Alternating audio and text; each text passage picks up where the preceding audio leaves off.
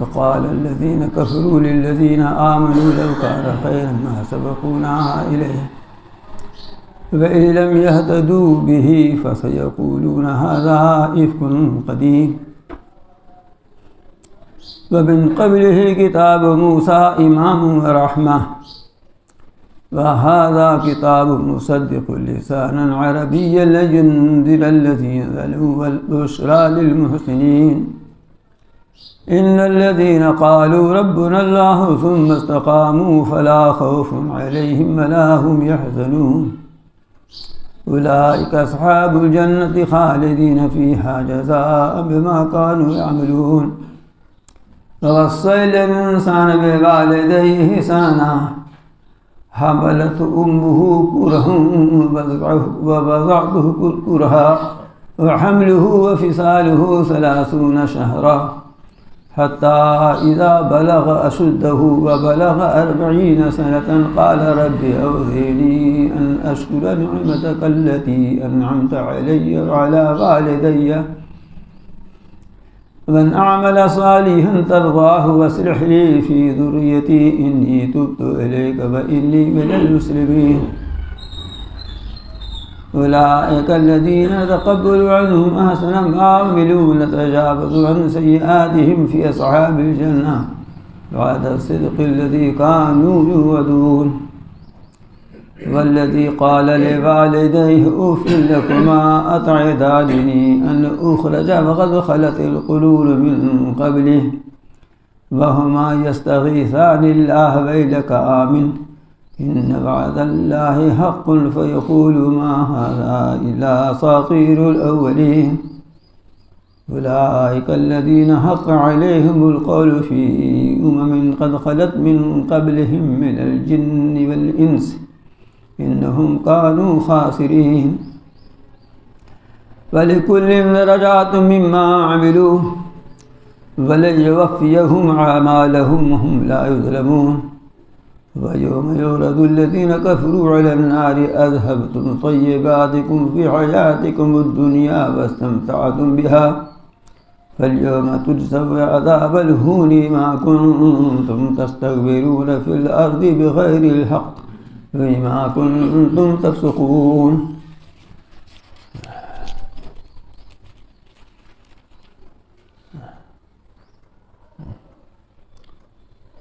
صدق الله العظيم ولا ذلك من الشاهدين والشاكرين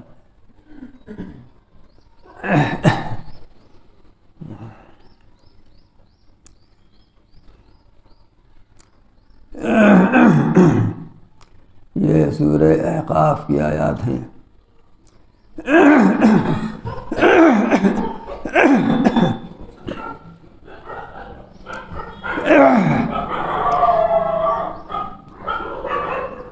چونکہ سورت مکی ہے اس لیے حسب دستور اس مکی سورت میں بھی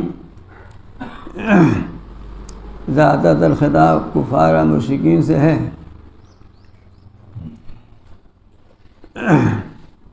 اور انہی کے اعتراضات اور اس کے جوابات بیان کیے جا رہے ہیں اور اس طرح توحید کی حقیقت واضح کی جا رہی ہے ان پر۔ ارشاد فرماتے ہیں کہ یہ لوگ کفار مشرکین یہ کہتے ہیں کہ دنیا کی ساری نعمتیں تو ہمارے پاس ہیں، جاہ، اقتدار، حکومت، مال، دولت، اسباب عیش و عشرت، تو اگر ان کا دین کوئی اچھی چیز ہوتا تو یہ بھی ہمارے پاس ہوتا۔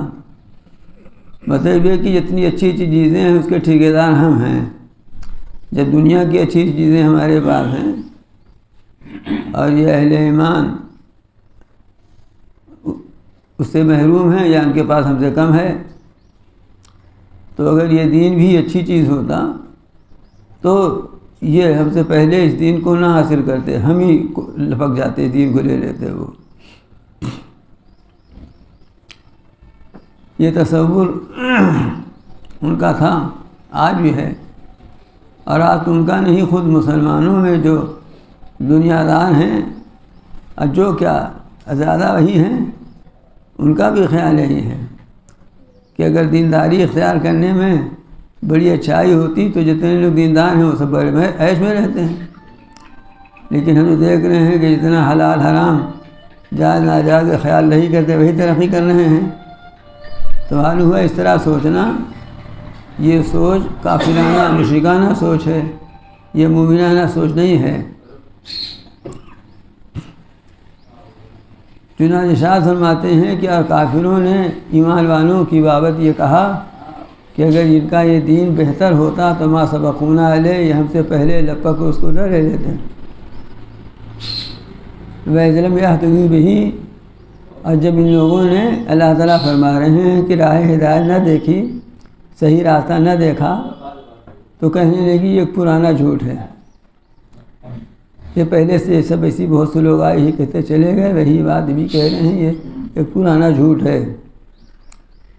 اس آیت کے سلسلے میں ایک روایت یہ مفسر نے نقل کی ہے کہ جس وقت عمر بن خطاب رضی اللہ عنہ ایمان نہیں لائے تھے تو ان سے پہلے ہی ان کی ایک باندی تھی جس کا نام زنیرہ تھا،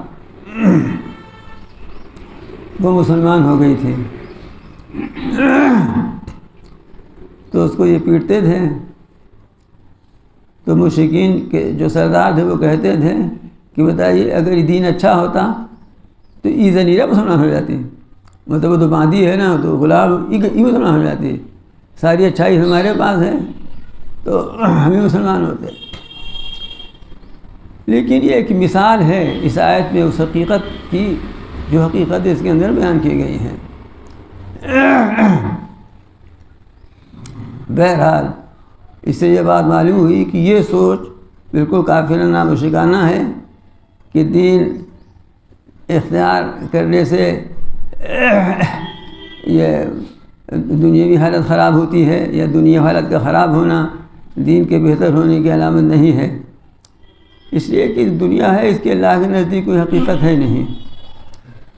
بہرحال انہوں نے یہ کہا کہ ایک پرانا جھوٹ ہے، ہمیشہ کچھ نہ کچھ لوگ ایسے ہوتے رہے ہیں جو اس طرح کی باتیں کرتے رہے ہیں، اسی طرح سے یہ بھی کہہ رہے ہیں۔ حضرت تعالیٰ ارشاد فرماتے ہیں کہ یہ پرانا جھوٹ نہیں ہے، یہ پرانا سچ ہے۔ کیسے؟ وَمِن قَبْلِهِ کتاب موسیٰ امام و رحمہ، اس قرآن سے پہلے موسیٰ کی کتاب بھی آ چکی ہے جو رہنما تھی لوگوں کے لیے، تمام لوگوں کے لیے، اور رحمت تھی ان لوگوں کے لیے جو اس کو مانتے تھے، اس پر عمل پیرا تھے، اس پر ایمان لاتے تھے۔ اسی طرح سے یہ کتاب بھی رہنما ہے اور رحمت ہے۔ موسیٰ علیہ السلام کی کتاب سے وہ سب واقف تھے، اور اس لیے کہ یہودی بہت تھے، اطراف مدینہ میں تو بہت ہی کثرت سے تھے، اور ظاہر بات ہے لین دین تجارتی معاملات یہ سب ان کے ساتھ ہوتے رہتے تھے کیونکہ تجارت پیشہ تھے وہ۔ تو موسیٰ علیہ السلام سے بھی واقفیت تھی ان کو، تورات سے بھی اس حد تک واقفیت تھی کہ جانتے تھے کہ ہاں کوئی کتاب نازل ہوئی جس پر یہ لوگ عمل کرتے ہیں، اگرچہ وہ مانتے نہیں تھے اس کو، لیکن کم از کم اتنا علم میں ان کے تھا۔ تو اللہ تعالیٰ فرماتے ہیں کہ تم پرانا جھوٹ کہتے ہو، یہ پرانا جھوٹ نہیں بلکہ پرانا سچ ہے۔ دیکھو موسیٰ کے بارے میں تمہیں معلوم ہے، سنتے رہتے ہو، ان کی کتاب کے بارے میں بھی سنتے رہتے ہو، تو اسی طرح جب ھذا کتاب مصدق لسانا عربیا، یہ یعنی قرآن ایسی کتاب ہے جو تصدیق کرنے والی ہے، یعنی جو حقائق توریت میں بیان کیے گئے تھے اور پرانی کتابوں میں بیان کیے گئے تھے، جن میں سے ایک بڑی حقیقت یہ ہے کہ آخر میں محمد بن عبداللہ صلی اللہ علیہ وسلم آخری پیغمبر بن کر تشریف لائیں گے، اور ان کے یہ اوصاف ہوں گے، ان کا یہ حلیہ ہوگا، تو انہی اوصاف اسی حلیہ کے ساتھ یہ پیغمبر یہ کتاب لے کر تشریف لائے ہیں، تو یہ کتاب اس کتاب میں بیان کی ہوئی حقیقت کی تصدیق کر رہی ہے۔ سب سے بڑی تصدیق تو یہی ہے۔ اس کے علاوہ یہ کہ اور بہت سی چیزیں جو اس میں پرانے واقعات تھے ذکر بنی اسرائیل کے، جو حضور اکرم صلی اللہ علیہ وسلم نے کبھی اتنا بغیر ملکی سفر کیا، نہ آپ اسی زبان جانتے تھے کہ کتابوں کو پڑھ کر کے نہ آپ کو ان کے علماء کی صحبت حاصل تھی کہ آپ اس سے واقف ہو جاتے، لیکن اس کے باوجود آپ ان تمام واقعات کو اسی قرآن کے ذریعہ بیان فرما رہے ہیں۔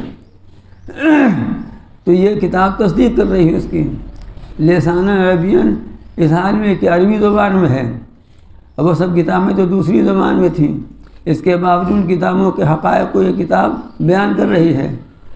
یہ اس لیے نازل کی ہے لینذر الذین ظلموا وبشر المحسنین، تاکہ یہ پیغمبر صلی اللہ علیہ وسلم ظالموں کو ڈرائیں برے انجام سے، اس کو جھلانے کے برے انجام سے، اور نیکوکاروں کی خوشخبری کے لیے کہ جو لوگ اس پر ایمان لا کر نیکی اختیار کر لیں ان کے لیے خوشخبری و بشارت سنائیں، اور جو لوگ نہ مانیں، نہ مان کر ظلم کریں اپنے اوپر، ان کو ڈر سنائیں۔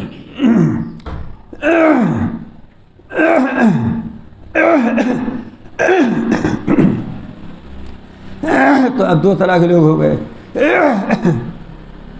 ایک وہ جو ظالم، دوسرے وہ جو محسن۔ تو جو محسن ہیں، نیکوکار ہیں، ان کے بارے میں ارشاد ہوتا ہے کہ ان الذین قالوا ربنا اللہ ثم استقاموا فلا خوف علیہم ولا هم یحزنون، جن لوگوں نے کہا کہ ہمارا پروردگار اللہ ہے، پھر اس پر ثابت قدم رہے۔ ثابت قدم رہنے کا مطلب یہ ہے کہ زندگی کے آخری لمحے تک اپنے اس ایمان اور اخلاق پر قائم رہے اور اس کے تقاضوں پر عمل کرتے رہے۔ یہ ہے استقامت کا مطلب، جو کہہ دیا تو آخری سانس تک اس پر قائم ہیں اور اس کے تقاضوں پر عمل کر رہے ہیں۔ ان کے لیے اللہ تعالیٰ نے فرمایا کہ لا خوف علیہم، ان کے اوپر آئندہ کوئی ڈر اور خوف نہیں ہوگا، یعنی آخرت میں، قبر کی منزلوں میں، محشر میں، ولا هم یحزنون، اور نہ وہ غمگین ہوں گے، یعنی پچھلی زندگی پر غمگین بھی نہیں ہوں گے کہ مصیبت بہت جھیلی دنیا میں، بلکہ اب انہی مصیبتوں کے عوض میں تو وہاں انعامات سے نوازے جائیں گے، اس لیے غم ہونے کا کوئی سوال ہی نہیں پیدا ہوتا ہے۔ اور ان کا آخری انجام یہ ہوگا کہ اولئک اصحاب الجنہ، یہ جنت والے ہیں۔ استقامت پر جنت کی بشارت ہے۔ استقامت کہنے میں، بولنے میں ایک لفظ ہے، لیکن اپنی حقیقت کے اعتبار سے بڑا جامع اور ہماگیر لفظ ہے، اس لیے کہ استقامت کا مطلب ہی یہی ہے کہ ایک دفعہ لا الہ الا اللہ محمد رسول اللہ صلی اللہ علیہ وسلم کہہ دیا، تب آخری سانس تک اس پر قائم ہیں۔ اب اس کے خلاف اور اس کے تقاضوں کے خلاف نہ کوئی بات ہونی ہے، نہ کوئی کام ہونا ہے۔ یہ آسان نہیں ہے۔ دیکھیے یہ تو بڑی چیز ہے۔ ایک ہلکی سی مثال لیجیے،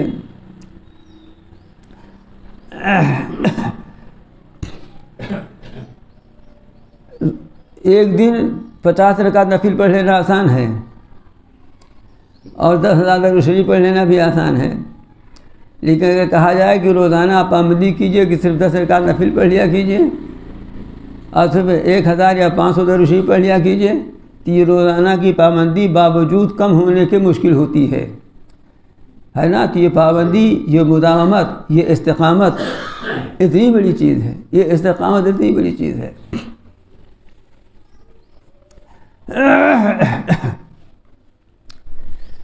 اس استقامت پر اللہ تعالیٰ کا وعدہ ہے کہ اولئک اصحاب الجنہ خالدین فیہا، یہ جنت والے ہیں، اس میں یہ ہمیشہ ہمیشہ رہیں گے، جزاء بما کانوا یعملون، جو کچھ عمل کرتے تھے اس کے بدلے میں۔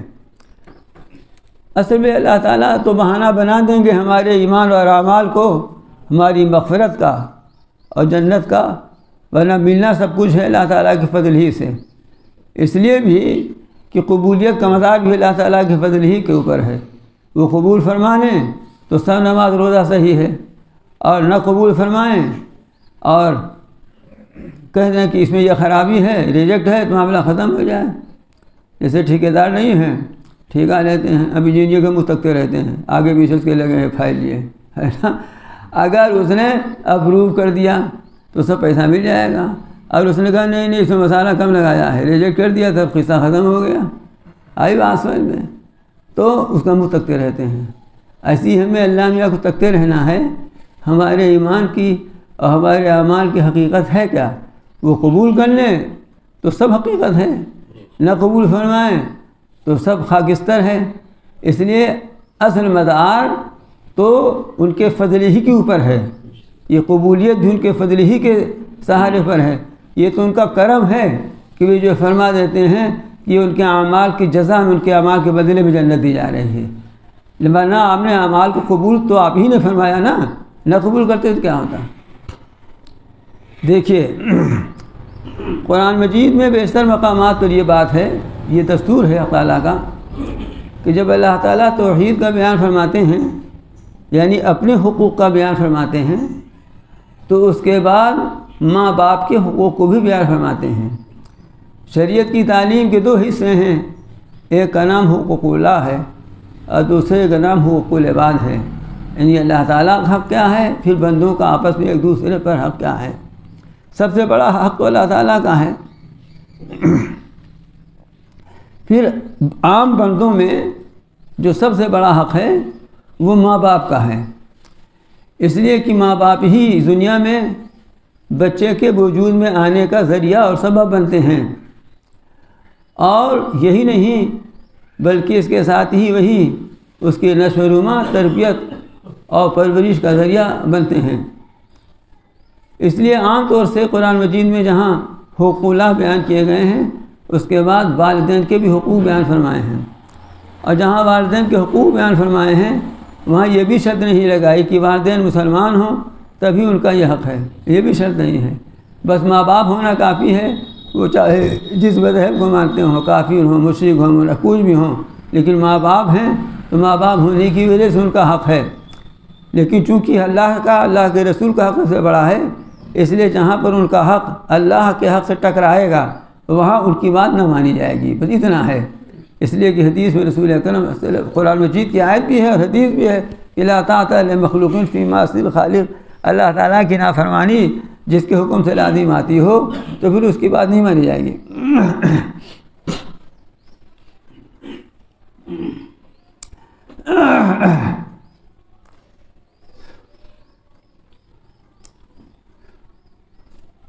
ایک بات آپ سن لیجئے، مخلوق میں رسول اکرم کے بعد سب سے بڑا حق ماں باپ کا ہے، پھر استاد کا ہے،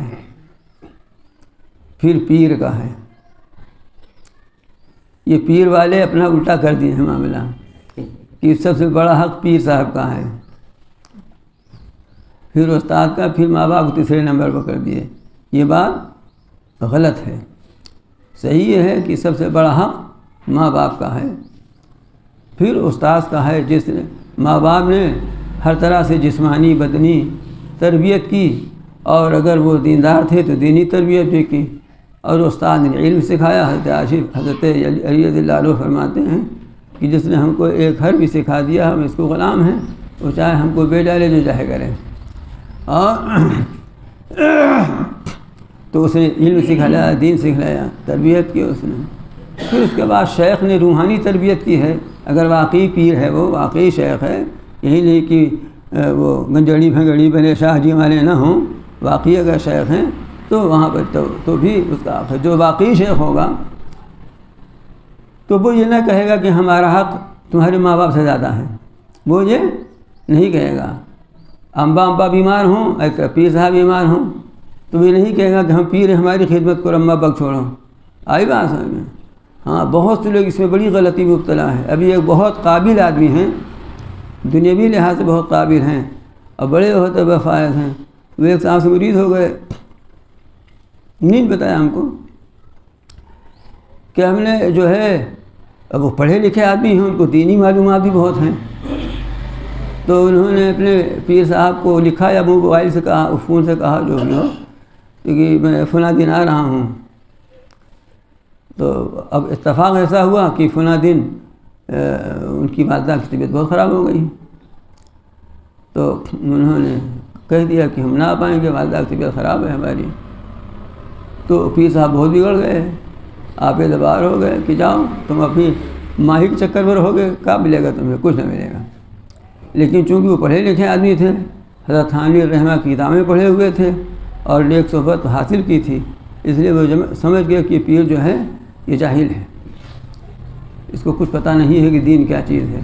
پیر بنایا اس لیے جاتا ہے تاکہ دین پر عمل کرنا آسان ہو جائے، سمجھے؟ سنیے ایک بات یہیں سے سن لیجیے۔ حاجی امداد اللہ مہاجر مکی رحمۃ اللہ علیہ ہم سب کے دادا پیر ہیں۔ حاجی امداد اللہ صاحب مہاجر مکی رحمۃ اللہ علیہ ایک مریدوں میں وہ لوگ بھی تھے جو عرس کرتے تھے اور میلاد کرتے تھے اور قیام کرتے تھے۔ اب وہ لوگ بھی تھے جن دونوں کے بہت سخت مخالف تھے، بلکہ یہ کہیے جو دیوبندیت کے بانی مبانی ہیں۔ حاجی صاحب رحمۃ اللہ علیہ کے خلفاء مریدوں میں الہ آباد کے حضرت مولانا محمد حسین صاحب الہ آبادی رحمۃ اللہ علیہ بھی تھے، جن کا واقعہ مشہور ہے کہ قوالی سنتے سنتے انتقال ہوا اجمیر شریف میں ان کا۔ آپ لوگ شاید نہ جانتے ہوں، سب لوگ اس لیے نہیں جانتے تو جان لیجئے، کم سے کم اپنے شہر کا حال معلوم ہونا چاہیے۔ مولانا محمد حسین صاحب الہ آبادی رحمۃ اللہ علیہ یہ جو یہاں بہادر گنج میں جو خانقاہیں ہیں، اب جس بھی شکل میں سے کوئی بحث نہیں ہے، تو یہ ان کی خانقاہ تھی۔ یہ حاجی عبداللہ و حاجی مکی رحمۃ اللہ علیہ کے خلیفہ تھے اور تھے بڑے عالم، تو وہ سماع سنتے تھے۔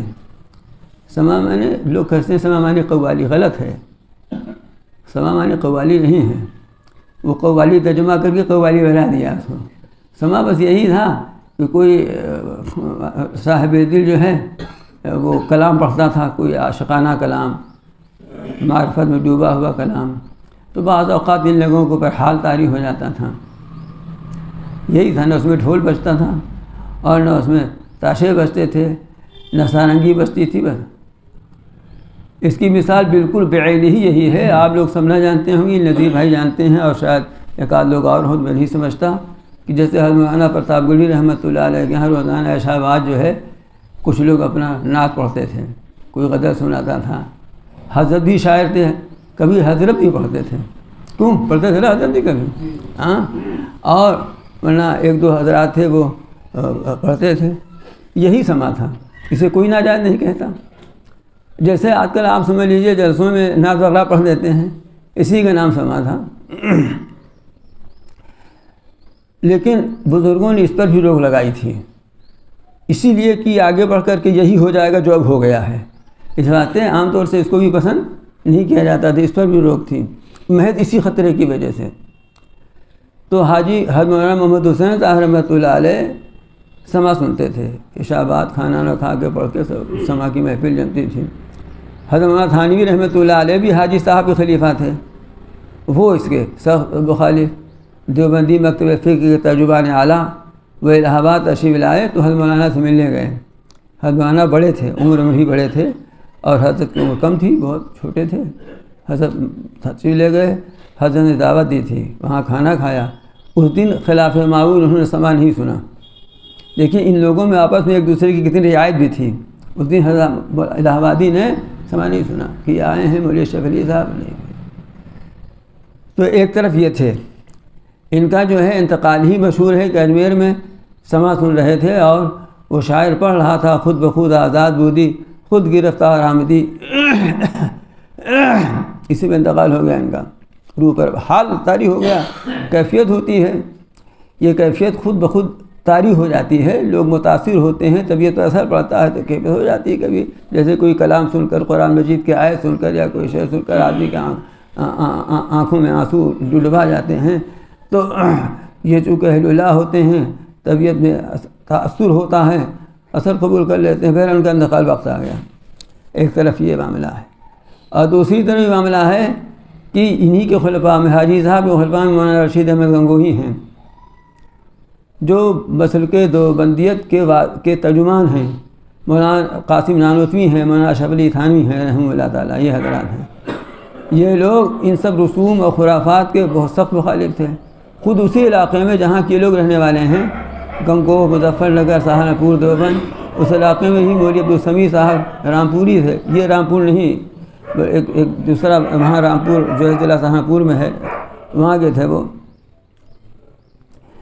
وہ بھی حضرت کے لوگوں میں تھے، وہ بھی یہی مسلک رکھتے تھے، مولانا الہ آبادی والا، دونوں ایک ہی پیر کے خلیفہ تھے۔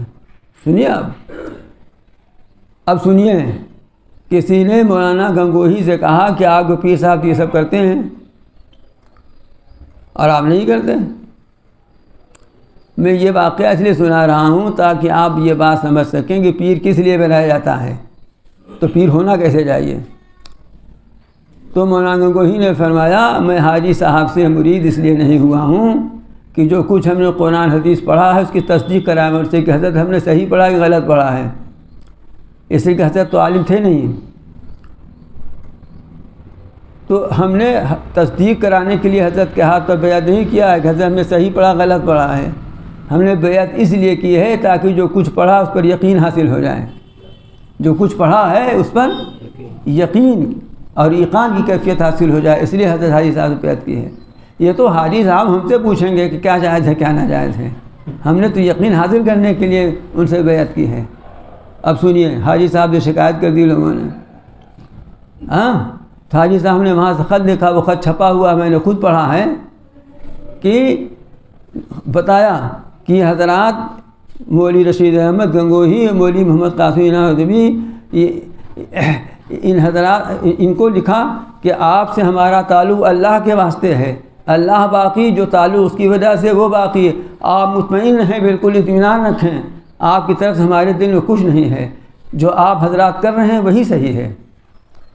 سمجھے آپ؟ تو یہ پیر اس طرح ہونا چاہیے، اور پیر اس لیے بنایا جاتا ہے کہ قرآن میں جو حقیقت بیان کر دی گئی، اب پیر کی صحبت سے اس حقیقت پر ہمارا ایمان ایسا ہو جائے کہ اس پر ہم عمل پیرا ہو جائیں، اور پیر کو بھی ایسا ہونا چاہیے کہ اگر اسے یہ معلوم ہو جائے کہ ہمارا مرید باقی شریعت پر عمل کر رہا ہے اور ہمارے اندر اس سلسلے میں کوئی کوتاہی ہے، تو پیر جو ہے مرید کی جو ہے وہ تصدیق کرے۔ بہرحال بات کہاں سے کہاں نکل گئی، میں عرض کیا کر رہا تھا، عرض یہ کر رہا تھا کہ اللہ تعالیٰ نے اپنے حقوق کے بعد ماں باپ کے حقوق بیان فرمائے ہیں، یہیں سے بات ماں باپ سے لے کر پیر تک پہنچ گئی۔ اور اب تو بات یہ ہے کہ نہ آدمی باپ کی مانتا ہے، نہ ماں کی، اور نہ استاد کی، نہ پیر کی۔ اب سب سے بڑا پیر کون ہے؟ دیکھا ہم نے بتایا نا انہوں نے، اب سب سے بڑا پیر جو ہے سب وہی ہے، اب اسی کے سب بات مانتے ہیں۔ اس لیے میں نے بہت تجربہ کار سے پوچھی بات تاکہ آپ لوگ میرے اوپر الزام نہ لگا دیں کوئی۔ خیر ارشاد ہوتا ہے وَوَصَّيْنَا الْإِنسَانَ بِوَالِدَيْهِ إِحْسَانًا، اور ہم نے انسان کو حکم دیا کہ وہ اپنے ماں باپ کے ساتھ اچھا سلوک کرے۔ کیوں؟ حملتہ امہ کرہن ووضعتہ کرہن، اس کی ماں نے اس کو اٹھائے رکھا مشقت کے ساتھ، اور اس کو جنا مشقت کے ساتھ، پیٹ میں لیے پھرتے رہی 9 مہینے تک، آسان نہیں تھا۔ پھر درد کی جو تکلیفیں، ڈلیوری کی وقت کی جو تکلیفیں ہیں وہ اس نے جھیلی، وہ اس نے برداشت کی۔ ان مشقتوں کا صلہ یہ تو ہونا چاہیے کہ تم اپنی ماں کے ساتھ حسن سلوک کرو، اور یہی نہیں وَحَمْلُهُ وَفِصَالُهُ 30 شَهْرًا، اور اس کا حمل، پیٹ میں لیے رہنا، پھر اس کا دودھ چھڑانا، یہ دونوں مل کر 30 مہینے ہیں۔ 1 دن 2 دن کی بات نہیں، 30 مہینے یعنی 2.5 سال کی بات ہے۔ اتنا دن تو اس نے اس طرح سے مشقت برداشت کی۔ اسی آیت کی روشنی میں علماء فرماتے ہیں، اور پھر حدیثیں بھی بہت ساری ہیں، کیا فرماتے ہیں کہ حسن سلوک اور خدمت کے سلسلے میں ماں کا حق باپ سے زیادہ ہے، اس لیے کہ ماں براہ راست مشقت اٹھاتی ہے، تکلیف جھیلتی ہے۔ حضور اکرم صلی اللہ علیہ وسلم سے ایک صحابی نے، صاحب رومانی نقل کیا ہے، ایک صحابی نے پوچھا کہ من ابر، اللہ کے رسول ہم کس کے ساتھ اچھا سلوک کریں، صلہ رحمی کریں، حسن سلوک کریں؟ آپ نے فرمایا امک، اپنی ماں کے ساتھ۔ اس نے پھر پوچھا تو آپ نے کہا امک، دوسری دفعہ آپ نے کہا، فرمایا کہ ماں کے ساتھ۔ پھر تیسری دفعہ سوال کیا، پھر آپ نے ہی فرمایا کہ امک، اپنی ماں کے ساتھ۔ پھر چوتھی دفعہ جب پوچھا تو فرمایا اباک، اپنے باپ کے ساتھ۔ تو علماء نے اس حدیث اور بھی کئی حدیثیں ہیں اس مضمون کی، بہت حدیثیں ہیں. اگر آپ کمپیوٹر پر کھولیے حقوق الوالدین کا عنوان ڈالیے اور حدیثیں ڈال دیے، حدیثیں آئیں تو آپ پوری ایک لمبی فہرست آ جائے گی آج کل اسکرین پر. اب تو کتاب بھی کھولنے کی ضرورت نہیں ہے، جو لوگ یہ جانتے ہوں ڈبیا کھولنا. تو علماء فرماتے ہیں کہ خدمت اور حسن سلوک ماں کا حق بڑھا ہوا ہے اس میں، اور احترام اور تعظیم میں باپ کا حق بڑھا ہوا ہے. باپ نے بھی حق ادا کیا ہے، اس نے بھی مشقتیں جھیلی ہیں، لیکن عموماً ماں براہ راست جھیلتی ہے. ماں تو ظاہر بات ہے پیٹ میں ماں لیے گھوم رہی، باپ کے لیے گھوم نہیں رہا ہے. اور دودھ ماں پلاتی ہے، یہ الگ بات ہے کہ ماں دودھ نہیں پلاتی، ڈبہ باپ ہی لاتا ہے. تو اس لیے باپ کو بھی احترام، اس کی بھی تعظیم، اس کی عظمت. دیکھیے کیسی تقسیم فرمائی ہے کہ عظمت و احترام اس لیے کہ تربیت کا ہی معاملہ ہے، بغیر اس کے وہ تربیت ہو نہیں سکتی. باپ مال خرچ کرتا ہے، پیسہ خرچ کرتا ہے، وقت خرچ کرتا ہے، بیماری آزاری میں ساتھ دیتا ہے، تربیت رشنما میں حسرہ وہ بھی ساتھ ہے، اس لیے اس کا بھی حق ہے. لیکن چونکہ ماں نے براہ راست مشقتیں جھیلی ہیں، اس لیے اس کے ساتھ صلہ رحمی کا باپ سے زیادہ موقت حکم ہے.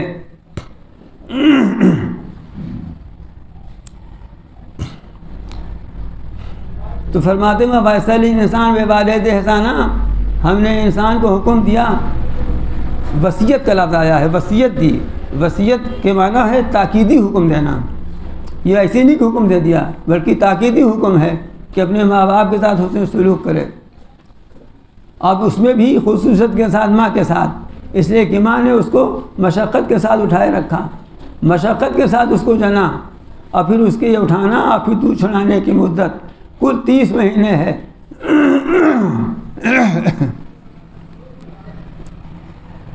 قرآن مجید نے دوسری جگہ ارشاد فرمایا ہے کہ حولین کاملین، 2 سال پورے دودھ پلانا حق ہے. تو 30 مہینے میں سے 2 سال یعنی 24 مہینے نکال دیجئے، 6 مہینے بچتے ہیں. تو اس سے علماء نے یہ فرمایا ہے، خصوصاً حضرت علی رضی اللہ عنہ کی طرف یہ منقول ہے کہ حمل کی کم سے کم مدت 6 مہینے ہے. کیا مطلب؟ مطلب یہ ہے کہ 6 مہینے میں وہ کم سے کم مدت ہے جس میں پیٹ میں بچہ پوری طور پر بن جاتا ہے. لہذا اگر کسی لڑکی کی شادی ہو اور شادی کے 6 مہینے میں اس کے لڑکا پیدا ہو تو اس لڑکے کو مطعوم نہیں کیا جا سکتا، اس پر تہمت نہیں لگائی جا سکتی، اس لیے کہ 6 مہینہ حمل کی کم سے کم مدت ہے. 6 مہینے میں جو بچہ پیدا ہوتا ہے وہ زندہ رہتا ہے.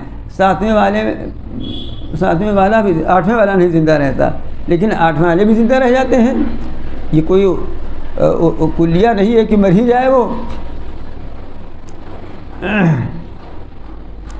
اور عموماً 9 مہینے میں، اور زیادہ مدت قرآن میں اس کے بارے میں کچھ نہیں ہے. کم سے کم مدت 6 مہینے ہے. چنانچہ حضرت عثمان رضی اللہ تعالیٰ عنہ کے زمانے میں ایک مقدمہ آیا کہ شادی کے 6 ہی مہینے میں ایک عورت کے لڑکا پیدا ہو گیا تھا. تو حضرت عثمان نے ارادہ کیا اس کو سنسار کیے جانے کا، اس لیے کہ انہوں نے یہ سمجھا کہ یہ وہ ہے ناجائز ہے. اتنے میں حضرت رضی اللہ عنہ کو معلوم ہوا تو تشریف لائے اور انہوں نے کہا نہیں یہ غلط ہے. قرآن مجید میں تعالیٰ فرماتے ہیں ہم لہو فصال 30 شہرا، 30 مہینے. اور دوسری کا ارشاد فرمایا کہ 2 سال مکمل جو ہے وہ اس کا ہے دودھ پلانے کی مدت ہے. تو معلوم ہوا کم سے کم مدت حمل کی 6 مہینے ہے. حضرت عثمان نے اور تمام صحابہ نے ان کے اس استدلال کو تسلیم فرمایا اور پھر اس کو سزا نہیں دی گئی. یہ مسئلہ جاننا بہت ضروری ہے. ابھی ایک معاملہ جگہ پھنس گیا تھا اور طلاق کی نوبت ہو جانے کیا ہوا کہ نہیں مجھے بہت تو، لیکن معاملہ پھنس گیا تھا. یوں ہی بلا وجہ تہمت لگا دینا بغیر کسی دلیل شرعی کے، یہ شریعت میں بہت بڑا جرم ہے. اتنا بڑا جرم ہے کہ اس کے اوپر حد قذف جاری ہوتی ہے. حد قذف مطلب یہ ہے کہ زنا کی تہمت لگانے کی سزا جو 80 کوڑے ہیں، اور آج کل 80 کوڑا 8 کوڑا برداشت کر لے کون، کمر ویسے ہی ٹیڑھی رہتی بغیر کوڑے کھائے. تو اب سنیے، حتی اذا بلغ اشدہ، یہاں تک کہ جب پہنچ گیا وہ اپنی پوری قوت کو، یعنی بالغ ہو گیا یہی بچہ، اور پھر بالغ ہو کر کے اپنا لگا رہا، تعلیم تربیت حاصل کرتا رہا. ابھی نوبت یہ آئی کہ بلغ 40 سنۃ، پہنچ گیا 40 سال کی عمر کو. تو 40 سال کی عمر وہ ہے جس میں انسان کی تخلیقی ساخت اور اس کی ساری جسمانی قوتیں اور عقلی اور شعوری قوتیں پوری ہو جاتی ہیں. جس کو جتنا عقل مند ہونا ہے، جتنا طاقتور ہونا ہے، 40 سال میں ہو جائے گا. اب 40 سال کے بعد بدھی نہ کھلے گی. 40 سال تک بدھی جتنی ہونی ہے اس کے بعد نہیں. اسی واسطے انبیاء کرام کو نبوت 40 سال کی عمر ہی میں ملی ہے. البتہ دو انبیاء کے بارے میں اختلاف ہے. حضرت یحییٰ عیسیٰ علیہ السلام کو خیر النبی دوسری بحث چھڑ جاتی ہے، اس کو جانے دیجیے. تو جب 40 سال کے ہو گیا تو اس نے کیا کہا اس لڑکے نے؟ اب صاحب شعور ہو گیا تھا نا، سمجھدار ہو گیا تھا.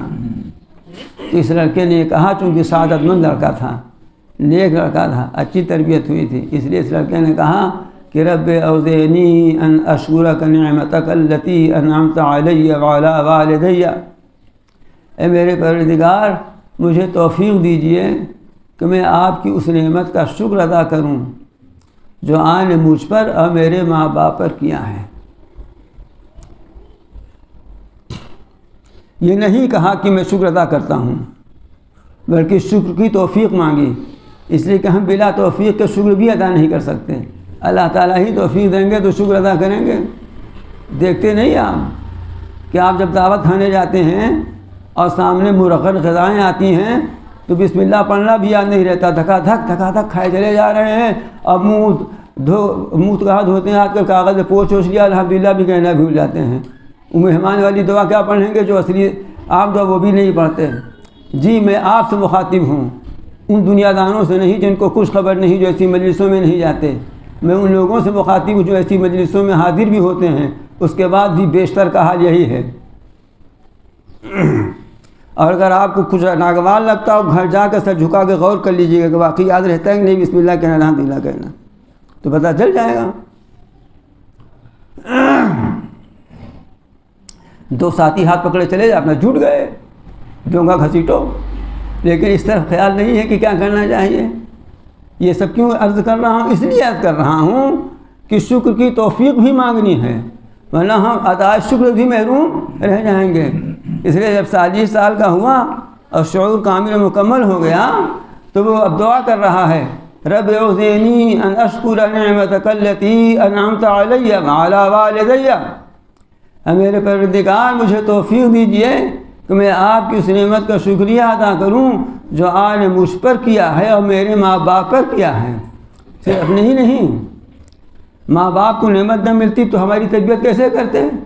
اب اماں ابا خودے پھکڑ ہم کو کا کھلائیں گے؟ کچھ ہوگا تب تو کھلائیں گے نا. اور پھر ان کو خود ہی سلیقہ نہیں تو ہمیں کیا سکھلائیں گے؟ اس لیے ان پر جو نعمتیں ہوئی ہیں والدین پر، ان نعمتوں سے اولاد بھی فائدہ حاصل کر رہا ہے، اور در حقیقت عمر کے ایک حصے تک تو اسی نعمتوں سے یہ فیض یاب ہوا ہے.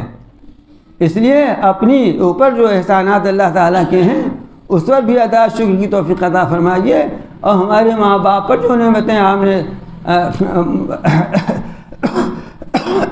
انہیں عطا فرمائی تھیں اس پر بھی توفیق و شکر عطا فرمائیے. اور دوسری دعا یہ کی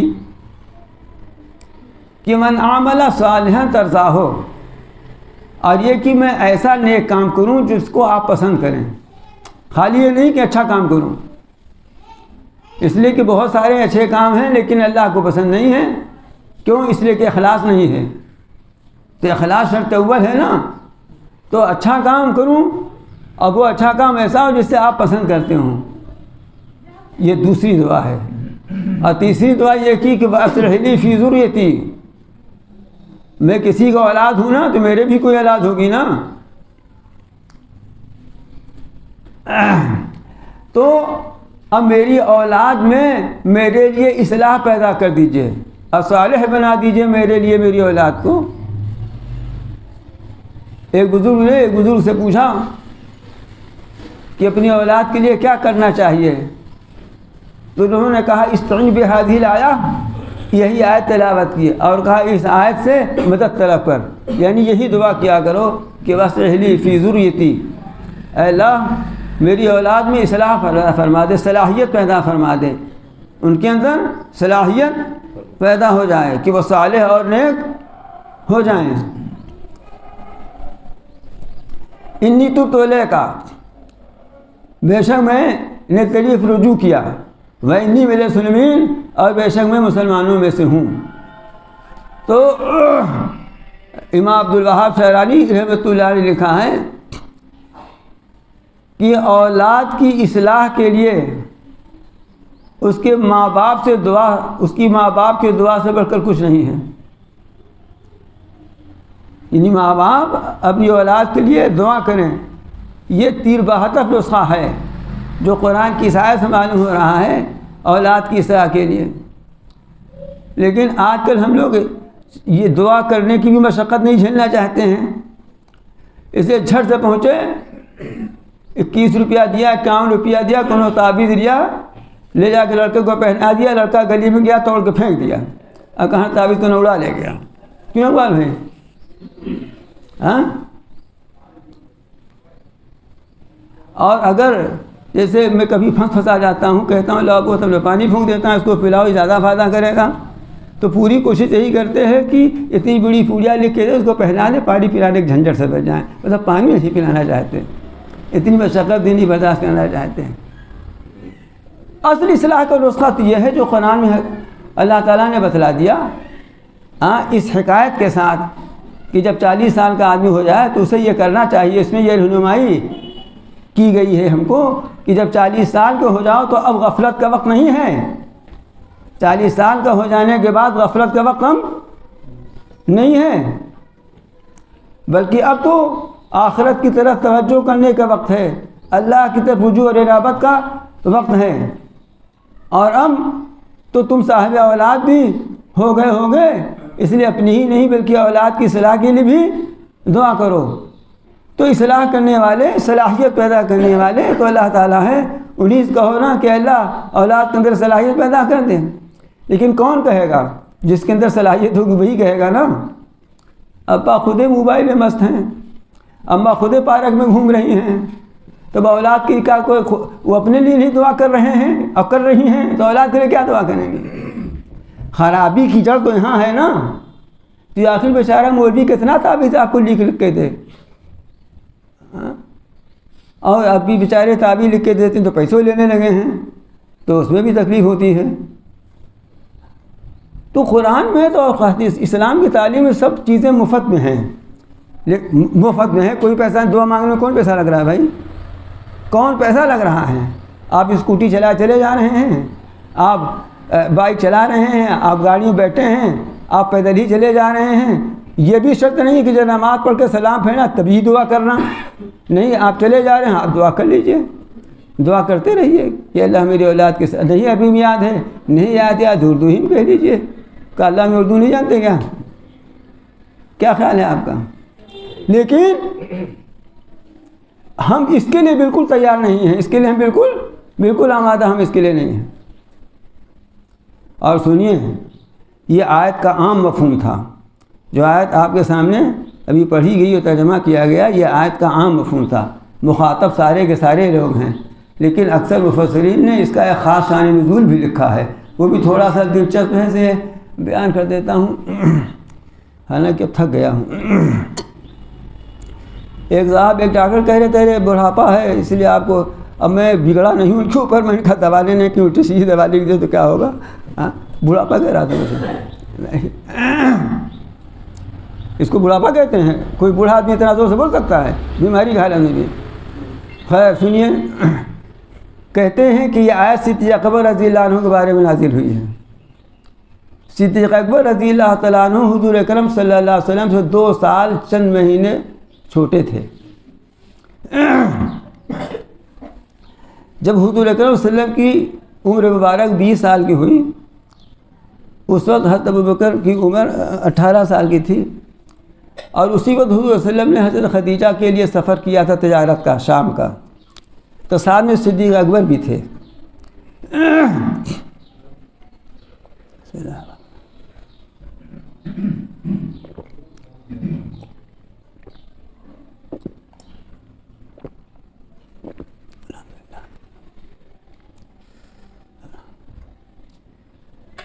وہاں پر اس سفر میں بہت سی چیزیں ظاہر ہوئی، مثلا یہی ظاہر ہوا کہ آپ جب حدود شام میں پہنچے تو ایک درخت تھا، اس نے سایہ کر لیا آپ کے اوپر۔ وہاں ایک راہب تھا، اس نے دیکھا، اس نے بتایا کہ اس درخت کے نیچے صرف اس سے پہلے 2 نبی بیٹھے ہیں، یحییٰ اور عیسیٰ علیہ السلام، یہ تیسرے نبی ہیں، یہ بچہ نبی ہونے والا ہے۔ یہ سب صدیق اکبر نے دیکھا، وہاں آپ کے اخلاق کریمانہ کو دیکھا، ساتھ رہا۔ بہرحال اس سفر سے جب واپسی ہوئی تو صدیق اکبر حضور اکرم صلی اللہ علیہ وسلم کے ساتھ ہی ساتھ رہنے لگے، بہت دوستی ہو گئی اور بالکل ساتھ اختیار کر لیا۔ یہاں تک کہ حضور اکرم صلی اللہ علیہ وسلم کی عمر 40 سال کی ہو گئی اور آپ نبوت سے سرفراز ہوئے۔ اس وقت صدیق اکبر کی عمر 38 سال کی تھی جب آپ نے اعلان نبوت فرمایا، تو مردوں میں سب سے پہلے آپ نے اسلام قبول کر لیا۔ پھر اس طرح سے 2 سال گزر گیا اور 40 سال کی عمر ہوئی صدیق اکبر رضی اللہ عنہ کی، تو اس وقت صدیق اکبر نے یہ دعا کی تھی جو قرآن مجید میں اللہ تعالیٰ نے نقل فرمائی ہے کہ اللہ مجھے توفیق عطا فرما کہ میں شکر ادا کروں اس نعمت کی جو مجھ پر آپ نے کی ہے، جو میرے والدین پہ کی ہے، اور میں وہ کام کروں اچھا جو آپ کو پسند آئے، میری اولاد میں صلاحیت پیدا فرما دیں۔ چنانچہ اس دعا کی قبولیت کا اثر یہ ہوا کہ تمام انصار اور مہاجرین صحابہ کرام میں صدیق اکبر صرف اور صرف صدیق اکبر وہ ہیں کہ جن کی یہ خصوصیت ہے کہ یہ خود مومن ہوئے، ان کے ماں باپ بھی ایمان لائے اور ان کی سب اولاد بھی مومن ہوئی۔ اور کسی کی خصوصیت نہیں ہے کہ وہ بھی مومن ہوں، ان کے ماں باپ بھی ایمان لائے ہوں اور ان کی بیوی بچے بھی سب مومن ہو گئے، صرف صدیق اکبر رضی اللہ عنہ کی خصوصیت ہے۔ تو گویا یہ آیت ان کی فضیلت میں نازل ہوئی، لیکن عام خطاب، عام مطلب وہی ہے جو اس سے پہلے آپ کے سامنے عرض کیا گیا۔ اب جب مومن بندہ عمر کی اس منزل پہ پہنچ جاتا ہے اور آخرت کی طرف رجوع ہوتا ہے کہ 40 سال کا ہو گیا، تب وہ اللہ تعالیٰ سے دعا مانگ رہا ہے۔ پھر ایک حدیث میں ہے کہ جب 50 سال کا ہو جاتا ہے تو اس کو انابت اللہ کی توفیق حاصل ہوتی ہے۔ پھر ایک حدیث، اسی حدیث میں ہے کہ جب 60 سال کا ہو جاتا ہے تو آسمان والے اس کے لیے دعا فرماتے ہیں، اس کی طرف توجہ کرتے ہیں، اس کی گویا مددگار ہو جاتے ہیں۔ پھر جب 70 سال کا ہو جاتا ہے تو اللہ تعالیٰ اس کی خطاؤں سے درگزر فرماتے ہیں۔ لمبی حدیث ہے، پیچھے بیان کر چکا ہوں، پھر کبھی بیان کر دوں گا، آج اتنا ہی سن لیجیے۔ فرماتے ہیں اولئک الذین تقبل عنہم احسن ما عملوا، یہ وہ لوگ ہیں کہ ہم ان کے اچھے عمل کو قبول کر لیتے ہیں، وَنَتَجَاوَزُ عَنْ سَیِّئَاتِہِمْ، اور ان کی برائیوں سے درگزر کرتے ہیں۔ اس سے یہ معلوم ہوا کہ کوئی معصوم نہیں ہو جائے گا، معصوم ذات تو صرف انبیاء کرام علیہم الصلوۃ والتسلیم کی ہیں، یہ نیک اور صالح لوگ بھی ان سے کچھ نہ کچھ گناہ کام چھوٹے موٹے ہوتے رہیں گے، لیکن ہوتا یہ ہے کہ یہ گناہ کے کام جن سے سرزد ہو جاتے ہیں اس پر قائم نہیں رہتے، فوراً ان کو توجہ ہوتی ہے اور توبہ کرنے لگتے ہیں، تو اللہ تعالیٰ ان کے اعمال حسنہ کو قبول فرماتے ہیں اور ان کی برائیوں سے درگزر فرماتے ہیں۔ فی اصحاب الجنہ، ای جنتیوں میں ہیں۔ وعدہ صدق الذی کانوا یعدون، یہ وہ سچا وعدہ ہے، کیا وہ جنت، جب جنت میں پہنچ جائیں گے تو یہ سچا وعدہ ہے جنت جس کا ان سے وعدہ کیا جا رہا تھا۔ تو اولاد کی ایک قسم تو یہ ہوئی جس نے اپنے ماں باپ کی فرما برداری کی، ان کے ساتھ حسن سلوک کیا، ان کے حق کو ادا کیا، لیکن دوسری قسم اولاد کی نالائق بھی ہے۔ وہ کون ہے؟ وَالَّذِي قَالَ لِوَالِدَيْهِ أُفٍّ لَكُمَا أَتَعِدَانِنِي أَنْ أُخْرَجَ وَقَدْ خَلَتِ الْقُرُونُ مِنْ قَبْلِي، اور ایک وہ ہے جس نے اپنے ماں باپ سے کہا کہ تف ہو تم دونوں پر، جب اس کے ماں باپ نے کہا کہ ایمان لاؤ تو اس نے اپنے اماں ابا سے کہا تف ہو تم پر، کیا تم لوگ مجھ کو ڈراتے ہو کہ میں نکالا جاؤں گا، یعنی اس دنیا سے قبر سے نکال کر پھر زندہ کیا جاؤں گا، یہ ڈرا رہے ہو مجھ کو، حالانکہ مجھ سے پہلے کتنے زمانے گزر چکے اور ابھی تک کوئی زندہ ہو کر قبر سے نہ نکلا۔ یہ نالائق اولاد ہیں کہ جب اس کے ماں باپ اس کو ایمان کی ترغیب دیتے ہیں۔ یہاں بھی ایک قصہ مشہور ہے، لیکن وہ صدیق اکبر ہی کے سلسلے میں، ان کے ایک لڑکے کے سلسلے میں، لیکن میں نے ابھی آپ سے عرض کیا کہ آپ کی سب اولاد مومن ہو گئی تھی، سب ایمان لائے، اس لیے اس قصے کے ساتھ عائشہ نے بڑی سخت تردید کی ہے، اس لیے اس کو میں نہیں بیان کرتا ہوں، صرف اشارہ کر دیا۔ تو ایسا نالائق ہے وہ کہ وہ کہتا ہے کہ کتنے لوگ ہم سے پہلے کتنی امتیں گزر چکی، کوئی ابھی قبر سے نکلا تو نہیں۔ تو یہ دونوں ماں باپ بیچارے تنگ دل ہو کر کے اور اللہ تعالیٰ سے فریاد کرنے لگتے ہیں، وہما یستغیثان اللہ، اب وہ دونوں اللہ تعالیٰ سے فریاد کر رہے ہیں کہ بھائی لکا آمین، ارے تیرا ناس ہو، ایمان لا، انا وعدہ اللہ حقون، بے شک اللہ کا وعدہ حق ہے، سچ ہے، وہ ہو کر رہے گا۔ لیکن وہ نالائق پھر اپنے ماں باپ کے جواب میں یہی کہتا ہے کہ فَيَقُولُ مَا هَذَا إِلَّا أَسَاطِيرُ الْأَوَّلِينَ، وہ کہتا ہے یہ سب اگلے لوگوں کے افسانے ہیں، قصہ کہانیاں ہیں، آپ لوگ ایسے ہی کہہ رہے ہیں۔ أُولَٰئِكَ الَّذِينَ حَقَّ عَلَيْهِمُ الْحَقُّ فِي أُمَمٍ قَدْ خَلَتْ مِن قَبْلِهِمْ مِنَ الْجِنِّ وَالْإِنسِ، یہ وہ لوگ ہیں کہ ان کے اوپر وہ بات ثابت ہو چکی جو گزشتہ ان امتوں کے لیے تھی جو گزر چکی ہیں ان سے پہلے، جنات و انسانوں میں سے، کہ وہ لوگ خسارے میں تھے، یہ بھی خسارے میں پڑ جائیں گے، اسی راہ پر چل رہے ہیں۔ دیکھیے حضور اکرم صلی اللہ علیہ وسلم تنہا وہ پیغمبر ہیں جن کی بعثت جناتوں کی طرف بھی ہوئی ہے اور انسانوں کی طرف بھی ہوئی ہے۔ مخلوقات میں ان جنات اور انسان ہی دو مکلف ہیں احکام شریعہ کے، اور ان دونوں کی طرف آپ کی بعثت ہوئی ہے، دونوں کے لیے آپ کے احکام ہیں، اس لیے جن اور انس دونوں کا تذکرہ آیا ہے۔ آگے آیت آ رہی ہے جہاں پر جناتوں کے ایک وقت کا تذکرہ آئے گا، وہاں میں تفصیل بیان کروں گا انشاءاللہ تعالیٰ۔ جناتوں کے سلسلے میں بہت کچھ حقیقتیں آپ کے سامنے پیش کروں گا۔ ہاں یہیں تک کرنے جا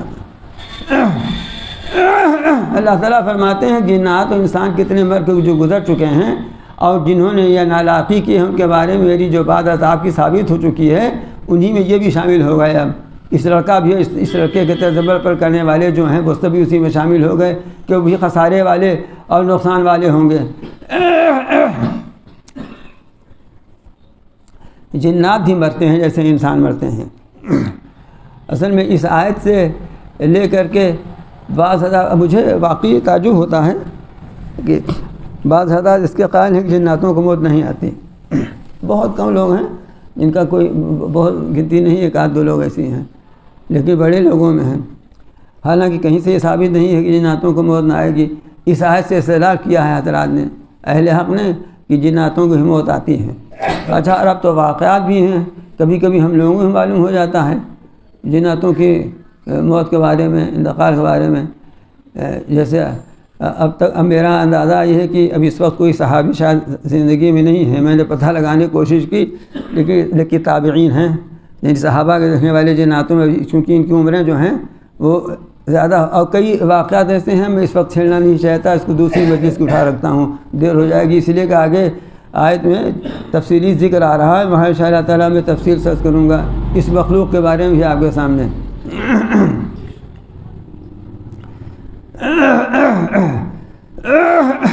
وہ لوگ بھی ہم لوگوں سے سننا چاہتے ہیں، اپنے بارے میں جو ہدایات قرآن و حدیث میں ہیں۔ وَلِكُلٍّ دَرَجَاتٌ مِّمَّا عَمِلُوا، ارشاد فرماتے ہیں کہ ہر ایک کے لیے درجے ہیں مختلف اس وجہ سے جو انہوں نے عمل کیا ہے۔ وَلِيُوَفِّيَهُمْ أَعْمَالَهُمْ وَهُمْ لَا يُظْلَمُونَ، اور تاکہ اللہ تعالیٰ ان کے اعمال کا پورا بدلہ دے دے اور ان پر کوئی ظلم و زیادتی نہیں کی جائے گی۔ یعنی اچھے لوگوں کے بھی درجے ہیں اور برے لوگوں کے بھی درجے ہیں، نہ اچھوں میں سب کو برابر کا انعام ملے گا اور نہ بروں میں سب کو برابر کی سزا ملے گی، جس نے جتنا کیا ہے اتنا پائے گا۔ وَيَوْمَ يُعْرَضُ الَّذِينَ كَفَرُوا عَلَى النَّارِ أَذْهَبْتُمْ طَيِّبَاتِكُمْ فِي حَيَاتِكُمُ الدُّنْيَا اس دن کو یاد کرو جس دن کافروں کو آگ کے سامنے پیش کیا جائے گا، جہنم کے سامنے پیش کیا جائے گا، اور کہا جائے گا کہ تم لوگوں نے اپنی لذیذ چیزیں اپنی دنیاوی زندگی میں حاصل کر لیں۔ اس دنیا میں کفار اور مشرکین جو اچھے کام کرتے ہیں دنیاوی لحاظ سے، تو ان کا اجر ان کو آخرت میں تو ملنا نہیں ہے، اس لیے کہ آخرت میں اجر ملنے کے لیے ایمان کی شرط ہے، لیکن حق تعالیٰ ان کی نیکیوں کا صلہ اس دنیا میں دے دیتے ہیں ان کو۔ کبھی یہ بھی ہوتا ہے اور کبھی یہ ہوتا ہے کہ اللہ تعالیٰ بطور امتحان کو ان کو دیتے ہیں، نیکیاں نہیں بھی کرتے تو دے دیتے ہیں۔ تو اللہ تعالیٰ فرمائیں گے کہ تم دنیاوی زندگی میں تم نے اپنی خوب لذتیں حاصل کر لی، بس اب تم کیا خوب وہاں مزے اڑا لیے، تم نے دنیا میں تمہیں مل گیا جو کچھ ملنا تھا۔ فَالْيَوْمَ تُجْزَوْنَ عَذَابَ الْهُونِ، تو آج تم کو ذلت کا عذاب کا بدلہ دیا جائے گا، اس وجہ سے کہ تم زمین میں ناحق تکبر کیا کرتے تھے، اور اس وجہ سے کہ تم زمین میں نافرمانیاں کیا کرتے تھے۔ تو آج بدلے کا دن ہے، دنیا میں تمہیں اس کا بدلہ مل چکا۔ صحابہ کرام کی زندگی اسی کا نمونہ تھی کہ دنیا کے لذائذ سے وہ فائدہ نہیں حاصل کرنا چاہتے تھے۔ دنیا کی لذتوں سے فائدہ حاصل کرنا جائز طریقے سے بغیر اسراف و فضول خرچی کے جائز ہے، ممنوع نہیں ہے، اور اس پر اللہ تعالیٰ کا شکر کرنا چاہیے۔ لیکن صحابہ کرام کا حال یہ تھا کہ وہ اتنا بھی نہیں کرتے تھے۔ چنانچہ عمر رضی اللہ تعالیٰ کے بارے میں منقول ہے، ایک صاحب کہتے ہیں کہ میں حاضر ہوا حضرت عمر رضی اللہ عنہ کی خدمت میں، مغیرہ بن شعبہ رضی اللہ عنہ، اور ان کے ساتھ ایک وقت آیا تھا، تو دیکھا کہ دن بھر میں ایک روٹی آ جاتی ہے، کبھی زیتون کے تیل سے کھا لیتے ہیں، کبھی گھی تھوڑا سا گیا کھا لیا، اور کبھی وہ سوکھا ہوا گوشت اس کے کچھ ٹکڑے آئے اسے کھا لیا، بہت کم دیکھا کبھی ذرا سا تازہ گوشت آیا تو اسے کھا لیا۔ اور فرمایا کہ تم کیا سمجھتے ہو کہ ہم اچھی اچھی غذائیں نہیں کھا سکتے؟ کیا تم سمجھتے ہو کہ کیا ہم اونٹ کا گوشت ہم لوگوں نہیں اچھا آتا نا، وہاں تو ان کے گوشت کے بعض حصے بہت، ان حصوں کا نام بھی لیا آپ نے، اب میں ان کا نام اس لیے نہیں لے رہا ہوں کہ یہاں اب اس کو سمجھانے میں وقت چاہیے۔ میں یہ بھی کھا سکتا ہوں، یہ بھی کھا سکتا ہوں، یہ بھی کھا سکتا ہوں، لیکن میں آخرت کا حصہ اسی دنیا میں نہیں لینا چاہتا، آخرت کا حصہ اس دنیا میں نہیں لینا چاہتا۔ ہاں، صدیق اکبر رضی اللہ تعالیٰ عنہ کا حال یہ تھا کہ ایک دفعہ ان کی اہلیہ نے یہ کہا کچھ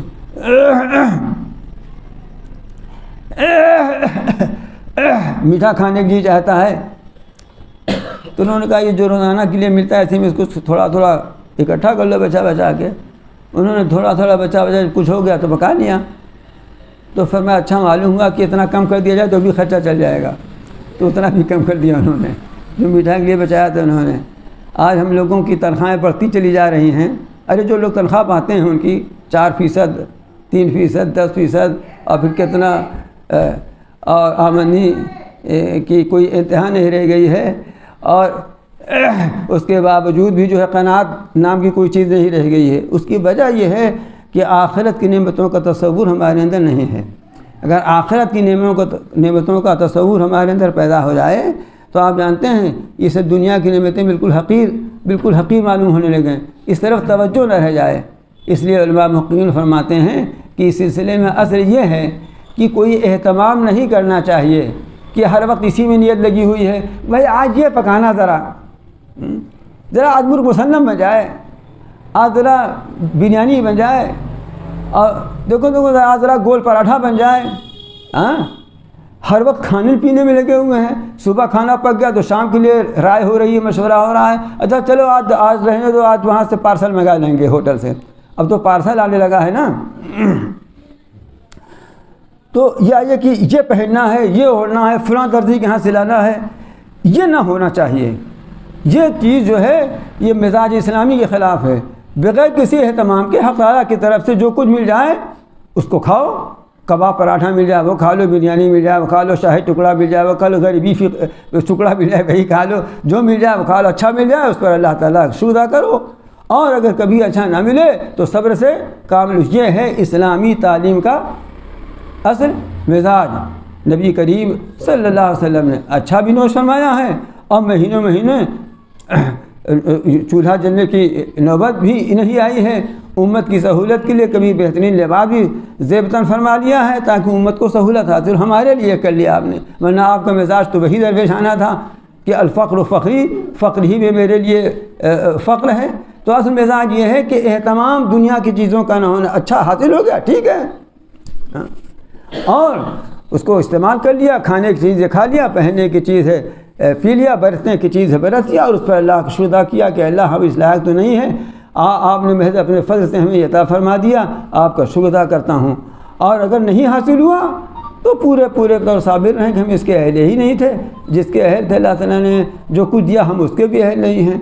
یہ ہے اسلامی مزاج دنیا کی نعمتوں کو حاصل کرنے اور برتنے کا، اسی کا نام ہے قناعت۔ اب اس کے بعد اللہ تعالیٰ کچھ بعض اقوام گزشتہ کی مثالیں پیش فرما رہے ہیں عبرت کے لیے، انشاءاللہ اللہ تعالیٰ اس کو آئندہ مجلس کی اٹھا رکھا جاتا ہے۔ آئیے دعا کریں کہ اللہ تعالیٰ ہمارے اندر اپنے حقوق کی ادائیگی کی، اور پھر ہمیں جو بندوں کے حقوق ہمارے اوپر خصوصاً ماں باپ کے حقوق ہیں، ماں باپ کے حقوق ایسے زندگی میں ہیں ایسی مرنے کے بعد بھی ہیں ان کے حقوق، مرنے کے بعد ان کے حقوق یہ ہیں کہ ان کے لیے استغفار کرے، ان کے لیے دعائے مغفرت کرے، ان کے لیے ایصال ثواب کرے، ایصال ثواب کچھ پڑھا کر کرے، حیثیت ہو کچھ صدقہ خیرات کر کے بھی کرے، اور ان کے دوست احباب رشتہ دار ان سے تعلق رکھنے والے جو اعزاء رشتہ دار ہوں ان کی بھی رعایت کرے۔ یہ سب مرنے کے بعد کے ماں باپ کے حقوق ہیں۔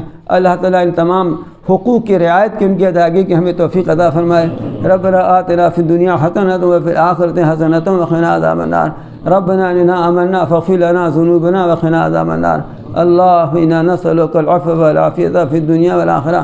اللهم انا نسألك العفو والعافية في ديننا ودنيانا وأهلنا ومالنا۔ اللهم استر عوراتنا وآمن روعاتنا۔